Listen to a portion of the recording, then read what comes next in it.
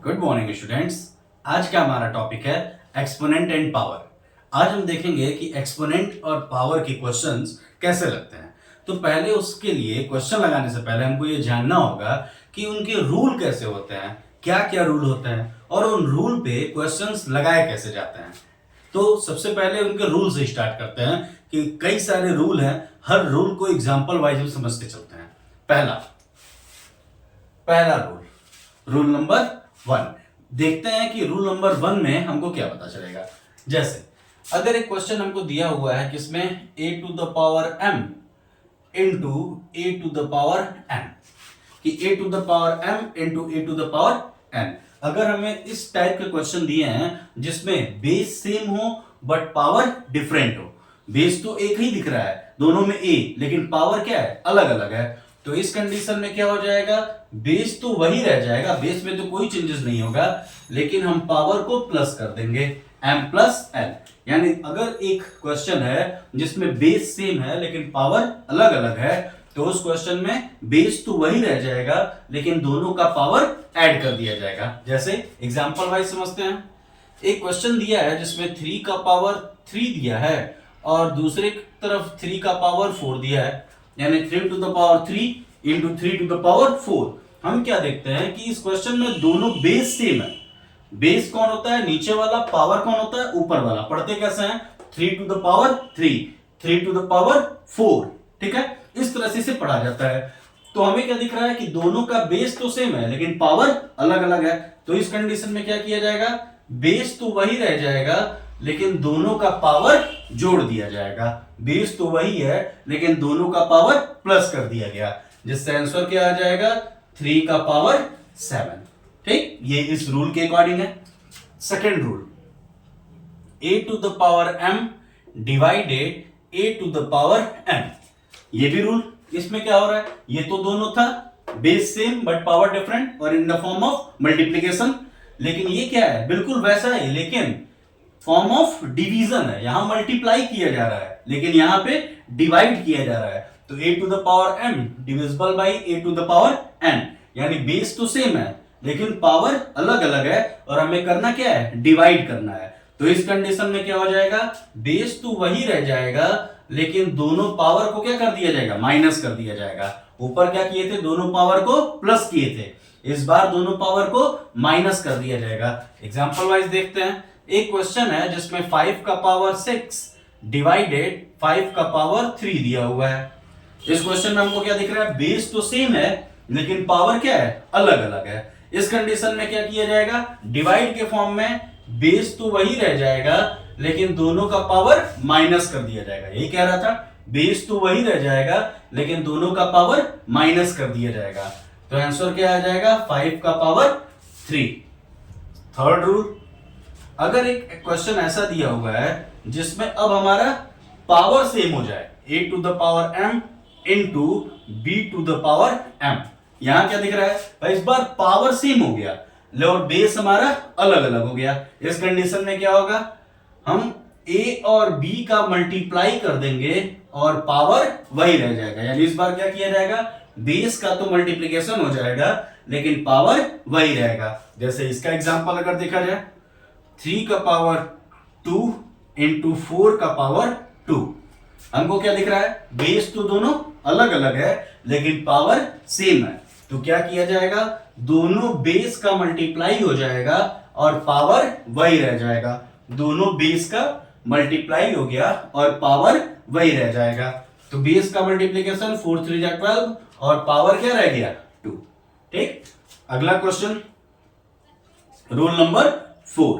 Rule number 4 हमसे क्या कह रहा है कि अब यहां मल्टीप्लाई की जगह अगर डिवाइड की कंडीशन होती तो क्या किया जाता, यानी बेस तो वही रह जाए, सॉरी पावर तो वही रह जाए लेकिन बेस डिफरेंट हो और मल्टीप्लीकेशन की बजाय क्या हो रहा हो, डिवाइड हो रहा हो, तब इस कंडीशन में क्या किया जाएगा, जैसे मल्टीप्लाई था उसी तरह a और b का डिवाइड कर दिया जाएगा और पावर हमारा वही रह जाएगा। दोनों बेस का डिवाइड कर देंगे और पावर वही रह जाएगा। जैसे एग्जांपल में हम क्या देख रहे हैं कि 16 to the power 2 divided 4 to the power 2। यानी यहां क्या हो गया, बेस अलग अलग है, पावर सेम है और करना क्या है, डिवाइड। तो इस कंडीशन में हम क्या करेंगे, 16 और 4 का डिवाइड हो जाएगा और जो पावर है वो वैसे का वैसे ही रह जाएगा। तो हमको क्या दिखा, 16 और 4 का हमने डिवाइड कर दिया और जो पावर है 2 वो वैसे का वैसे ही रह गया। तो अब इस कंडीशन में आंसर क्या आ जाएगा हमारा, 16 और 4 को डिवाइड कर दिए 4 और पावर क्या है 2। इस तरह से इसे लगा लिया जाएगा। ये फिलहाल हमारे 4 रूल है। ठीक, अगला रूल, रूल नंबर 5। इस रूल में हम देखेंगे कि अगर दो वैल्यू दी है और दोनों का पावर होल में कंप्लीट दिया हुआ है, जैसे ए बी और उसका एक कंप्लीट पावर दिया हुआ है m, तो उस कंडीशन में क्या हो जाएगा, ये जो पावर m है वह a का भी है और b का भी है, यानी ये पावर क्या हो जाएगा, दोनों वैल्यू के साथ डिस्ट्रीब्यूट हो जाएगा। जैसे एग्जांपल वाइज अगर देखा जाए, अगर 3 into 6 का पावर 2 दिया हुआ है, यानी 3 और 6 दोनों वैल्यू है और दोनों का होल पावर 2 दिया है, तो इस कंडीशन में ये जो पावर है वह 3 का भी है और 6 का भी है। यह दोनों के पावर में डिस्ट्रीब्यूट हो जाएगा। नेक्स्ट रूल हमसे क्या कहता है, अगर ये अपॉन में दिया हो तो क्या होगा, जैसे कि a अपॉन b दिया हुआ है और दोनों का पावर m दिया है, तो भी यह क्या होगा, दोनों के पास डिस्ट्रीब्यूट हो जाएगा। यह a का भी पावर होगा और यह b का भी पावर होगा, यानी ये पावर इस कंडीशन में भी दोनों के साथ डिस्ट्रीब्यूट हो जाएगी। जैसे एग्जांपल अगर इसमें देखा जाए, 7/5 दिया है जिसका पावर 3 दिया हुआ है, तो क्या हो जाएगा, ये जो पावर 3 है यह 7 के लिए भी है और 5 के लिए भी है। हमने क्या देखा कि यह भी पावर या तो मल्टीप्लाई की कंडीशन हो या फिर डिवाइड की कंडीशन हो, दोनों ही कंडीशन में यह पावर क्या हो जाता है, दोनों टर्म्स के पास, दोनों वैल्यूज के पास डिस्ट्रीब्यूट हो जाता है। रूल नंबर 7, अगर कोई कंडीशन ऐसी दी हुई हो जिसमें किसी भी वैल्यू का पावर 0 दिया गया हो, जैसे a है और उसका पावर क्या दे दिया गया है, 0 दे दिया गया है, तो इस कंडीशन में वैल्यू कुछ भी क्यों ना हो, अगर उसका पावर 0 है इसका मतलब उसकी वैल्यू क्या है, 1 है। जैसे एग्जांपल, हमने 1000 वैल्यू ले ली और इसका पावर क्या कर दिया 0, यानी a की जगह हमने क्या मान लिया 1000 कोई वैल्यू, और उस वैल्यू का पावर हमने क्या मान लिया 0। वैल्यू कुछ भी हो अगर उसका पावर 0 हो गया, मतलब इसका मतलब क्या है कि उसका आंसर जो आएगा वो क्या आएगा, हमेशा और हमेशा 1 आएगा। रूल नंबर 8, यहां हम क्या देखते हैं, अगर कोई टर्म ऐसा दिया हो जिसपे पावर के ऊपर पावर दिया हो, जैसे कि a के ऊपर पावर है और उसके भी ऊपर पावर n दिया है, यानी एक बेस पे डबल पावर दिया हो, तो उस कंडीशन में बेस तो वही रह जाएगा लेकिन पावर का आपस में मल्टीप्लिकेशन हो जाएगा। अगर बेस पे पावर दिया हो तो उस कंडीशन में बेस तो वही रह जाता है और पावर का आपस में मल्टीप्लाई हो जाता है। तो जैसे इसका एग्जांपल अगर देखें, तो अगर 9 का पावर 3 का पावर 4 दिया हुआ है, यानी 9 पे डबल पावर दिया है, एक पावर 3 भी है और एक पावर 4 भी है, तो इस कंडीशन में क्या हो जाएगा, बेस तो वही रह जाएगा और दोनों पावर का आपस में मल्टीप्लाई हो जाएगा। रूल नंबर 9 वाला रूल देखते हैं। अब 9 वाला रूल हमसे क्या कहता है कि अगर कोई बेस है और जिसपे पावर माइनस में दिया हुआ हो, कोई बेस है जिसपे पावर किसमें दिया है, माइनस में दिया हुआ हो, तो इस कंडीशन में अगर इस बेस को हम रेसिप्रोकल कर दें तो यह पावर किसमें हो जाएगा, प्लस में हो जाएगा।